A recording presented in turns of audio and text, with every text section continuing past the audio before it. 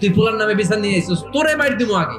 ওমরে ফারুক যখন খলিফা, দিনের বেলায় যদি রাষ্ট্রে কোনো নিয়ম জারি করতেন, দিনের বেলায় জনগণকে কোনো বিষয়ে যদি নিষেধ করতেন, রাত্রে বেলায় খাওয়ার সময় ফ্যামিলি মেম্বারদের সবাইকে বলতেন, এই দিনের বেলা আমি জনগণকে এই কাজ করতে নিষেধ করেছি, তোমরা আমার ফ্যামিলি মেম্বার, খবরদার তোমরা এই কাজ করো না। জনগণ করলে যতটুকু শাস্তি, তোরা করলে পাবি ডবল শাস্তি। আমাদের নেতারা ওই বাড়ির বিচার করে, ওই বাড়ির মাইয়ার বিচার, ওই বাড়ির পোলার বিচার, নিজের পোলা গাঞ্জা টানে আসরে নাই, নিজের মেয়ে অপরাধ করে আসরে নাই।